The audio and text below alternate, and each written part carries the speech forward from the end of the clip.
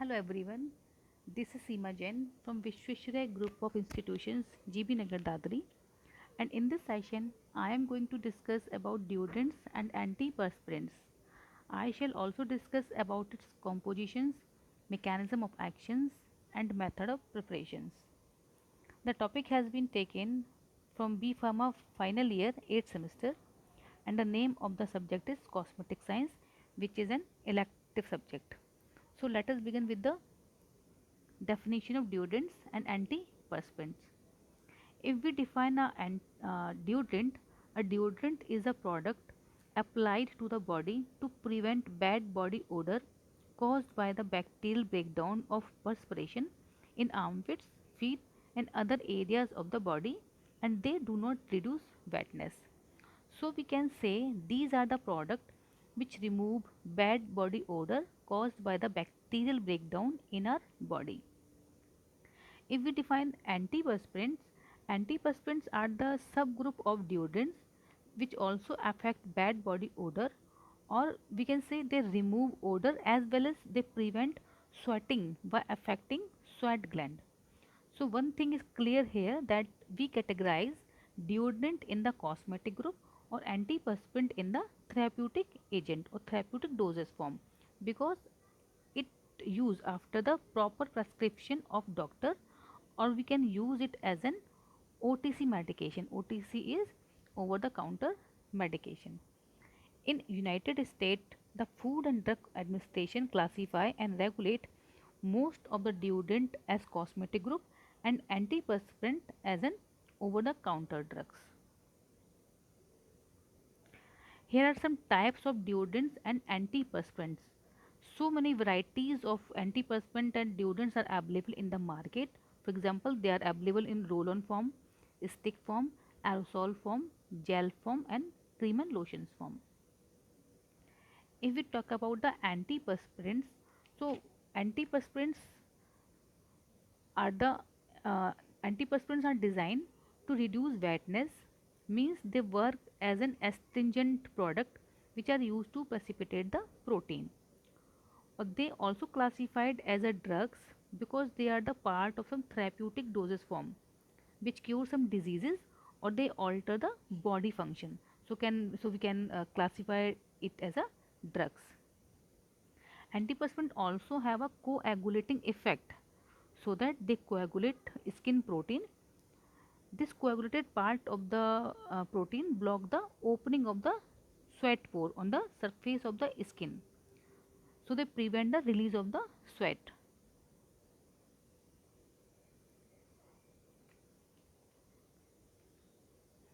If we talk about how antiperspirant work, so here is a pictorial diagram you can easily understand. First I want to explain the mechanism of antiperspirant, how they work.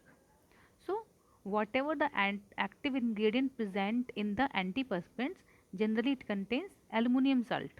So whatever the active ingredient present in the antiperspirant, after proper application over the skin, it will diffuses into the sweat gland, or we can say in the apocrine gland, and produce an insoluble hydroxide gel in the sweat gland pores, so that it physically block the pore gland, resulting the release of secretory product is prohibited.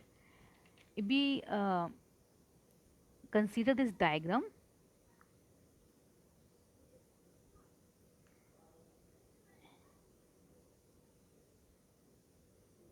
in first diagram it shows the application of antiperspirant over the skin. In first diagram it represents the application of the perspiration, sorry, and application of the product over the skin. In the second picture, it shows the dissolution of active ingredient present in the product with the sweat here. Okay. And in the third picture, it shows there is a formation of an insoluble mass on the top of the pore so that it block the secretion from the sweat gland. Here you can see here is the formation of an insoluble mass because of the astringent properties, so that it block the secretion from the sweat gland. In the last picture, it shows how the mass get released from the skin surface. Means here the antiperspirant effect will be over. If this substance is removed from the skin, the antiperspirant effect will also be over.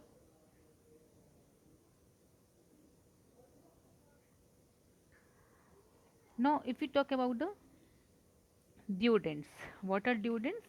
The deodorants are designed to reduce axillary odor since this is considered a non-therapeutic purpose and the function of the body is not considered to be altered.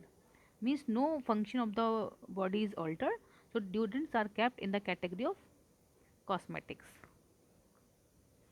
They typically contain fragrance to mask body odor or it's considered as a cosmetics.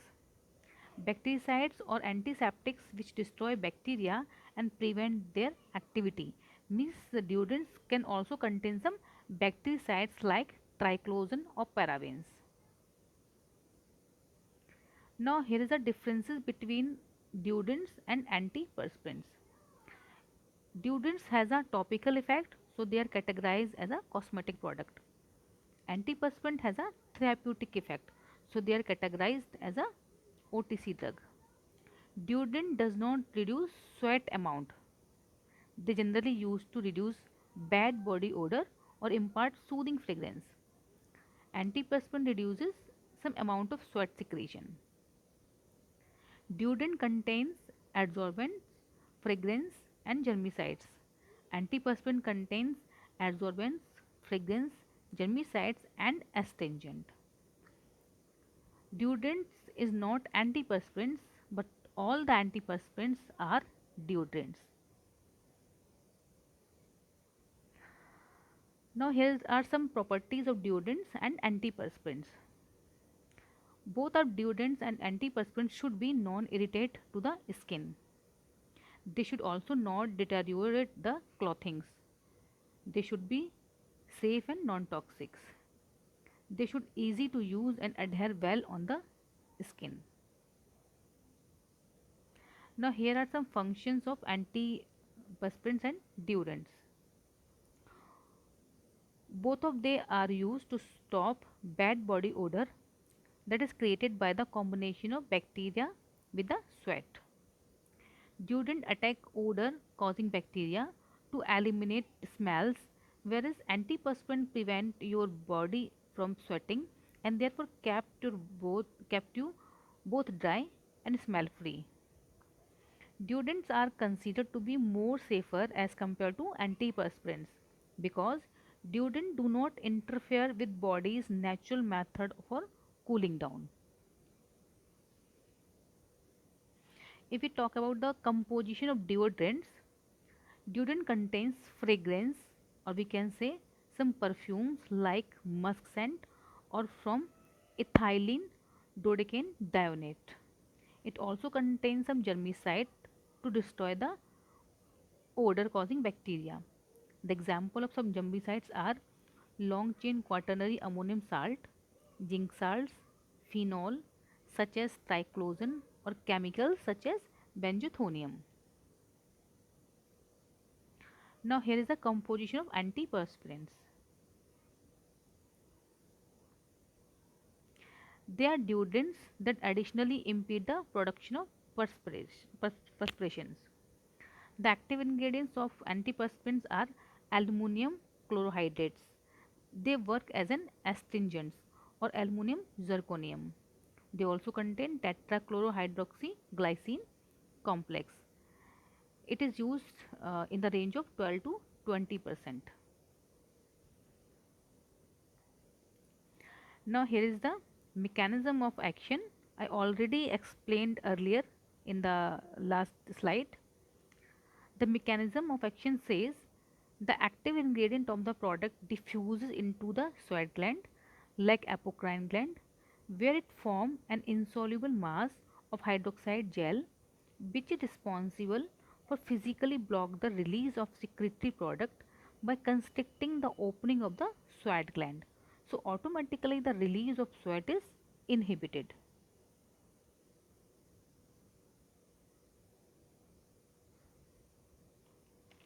Now here is the composition of antiperspirant.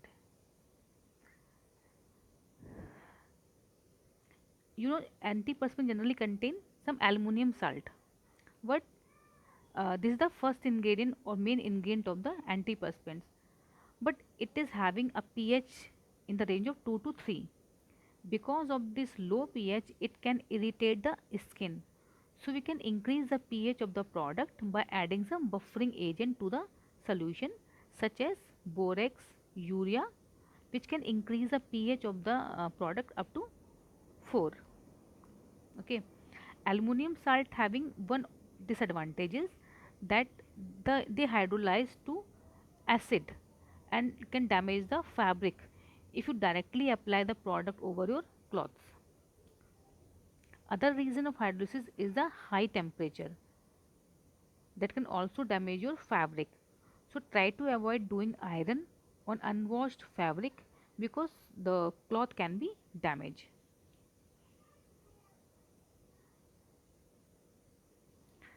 Now here are some advantages of the aluminum chlorhydrate over the aluminum salt. Aluminum chlorhydrate is a good astringent properties. It have no effect on the skin. It is non-irritate to the skin. It does not have any fabric damage.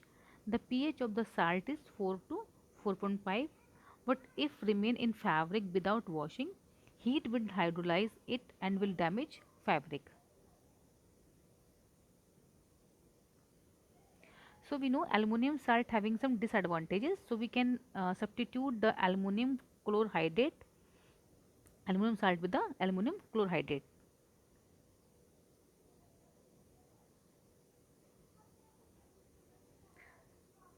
Now the slide is representing some raw material and role of action. Aluminum chlorhydrate, it is a main and active ingredient of the antiperspirants, and the concentration is up to 50% we can use in the formulation. Alcohol, we can use alcohol to dissolve the insoluble substances or to dissolve the perfumes. Glycerin is also a part of this formulation, which is used as an emollient. Borax is used as a buffering agent. It can increase the pH of the solution and counteract irritation on aluminum chlorhydrate. Perfume is used to provide the smooth fragrance. Water we can also use in antiperspirant and deodorant.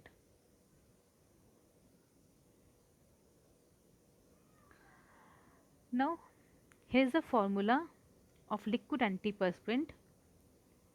You can see the formula of preparation of antiperspirants is divided into two parts, that is part 1 and part 2, part A and part B. Antiperspirant contain alcohol 50%, propylene glycol 5%, hexachlorophene 0.1%, perfume quantity sufficient. It also contains aluminum chlorhydroxide 15% and water 29.9%. All these ingredients you can see here divided into two parts, part 1 and part 2.